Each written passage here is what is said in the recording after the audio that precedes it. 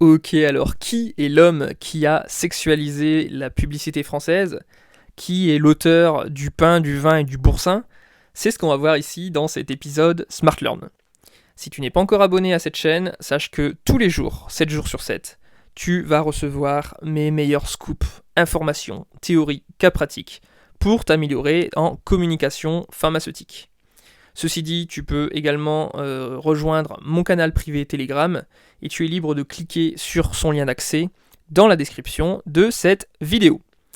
Voilà pour l'intro, on va parler de Marcel Bleustein-Blanchet, un ancien résistant pendant la guerre qui va mettre ses talents de publicitaire non seulement au service des marques, mais aussi au service du pouvoir. Bleustein, c'est son nom d'origine, Blanchet, c'est son nom de résistant. Donc, par où on va commencer? On va commencer par le commencement. On est en 1933, et Marcel crée la société Publicis, avec laquelle il va passer une vingtaine d'accords avec des radios privées pour émettre et puis passer ses annonces.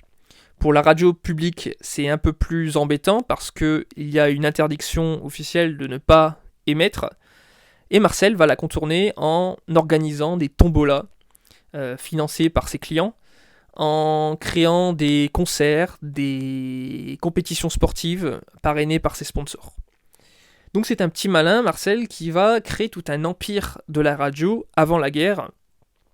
Et c'est lui qui va mettre en place, par exemple, les fameux radios crochets, qui vont faire connaître Edith Piaf, Charles Trenet, qui vont attirer tous les curieux par la chanson et les retenir avec des publicités intermittentes. Donc voilà pour ça, si bien que cette ampleur de la radio à cette époque-là, cette popularité des chaînes que Marcel a su conquérir, eh bien il faut savoir que en 1938, quand l'Allemagne va envahir la Pologne, va l'annexer, c'est ce qu'on appelle l'Anschluss, les consommateurs de la radio, les auditeurs, vont être informés avant même les députés. Donc c'est pour te dire à quel point c'est une radio qui est ultra plébiscitée, et ça fera même dire à Marcel la déclaration suivante: la première guerre que la France a perdue, c'est avant tout celle de l'information.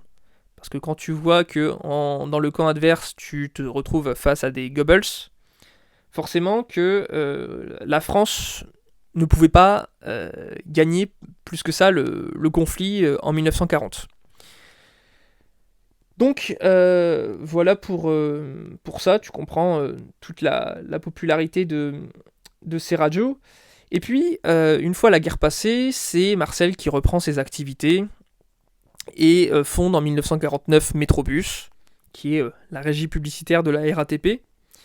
Et puis, ce qui caractérise surtout Marcel, c'est que, puisqu'il a un passé de vendeur, il connaît, comme David Ogilvy avant lui, les rapports de confiance à établir avec le consommateur. Il comprend que le branding, c'est avant tout une question de confiance. Donc il va sortir la fameuse phrase, le fameux slogan pour vendre les fromages de François Boursin: du pain, du vin, du boursin. Ça va faire un carton. Et il va ajouter du sex appeal, c'est-à-dire que il va mettre une importance considérable à mettre la femme au centre de certaines de ses informations. Si c'est pour du lait du prénatal, il va mettre une maman au centre d'une affiche. C'est ensuite, après, qu'il va tester justement les retours sur ces affiches, voir s'il y a un impact, voir si la marque a une certaine notoriété. Et puis, c'est lui qui va, par exemple, faire vendre des soutiens-gorge, ceux de la marque Rosie, en mettant une femme très sensuelle retournée sur une affiche. Et dans un second temps, l'affiche verra la femme retournée, donc de face, avec le fameux soutien-gorge. Mais c'est un petit peu l'art du teasing qu'il a su, à l'époque, mettre en place, en mettant du suspense, de la sensualité, de la féminité. Euh, voilà pour ça. C'est aussi certains jeux de mots double sens. Admettons, il va mettre une femme, et puis il va mettre un slogan: si vous les aimez bien rouler. Et en fait, il ne parle pas de la femme, il parle de la cigarette que l'affiche tente à promouvoir. Donc voilà pour ça. Donc un petit coquin, ce Marcel.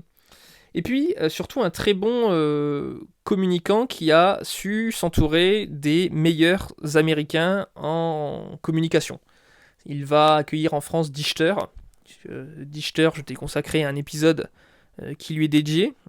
Tu verras que Dichter, c'est un expert dans tout ce qui est la recherche des motivations du consommateur, un peu tous ses désirs secrets.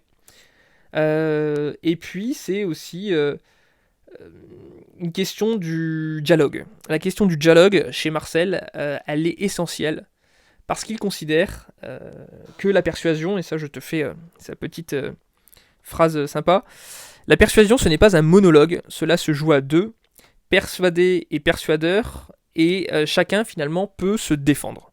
C'est-à-dire que il voit vraiment ça comme, non pas dans un sens unique, mais que le consommateur a des choses à dire au promoteur et vice-versa.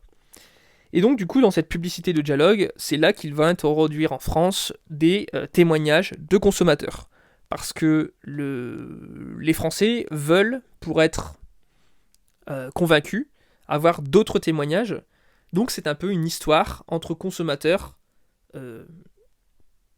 qui se racontent, même si voilà, l'interface c'est une télé ou une radio. C'est ce qui compte dans un argument d'autorité quand on souhaite acheter, faire un achat parfois même compulsif.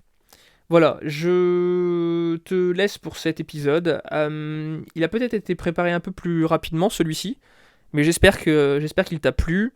Et puis on se retrouve très bientôt dans un nouvel épisode de Smart Learn où l'on parlera d'un autre Français maître dans la communication. Et je t'en dis pas plus, je te dis à tout de suite dans mon canal privé Telegram et à bientôt dans mon prochain live Smart Learn. Ciao ciao.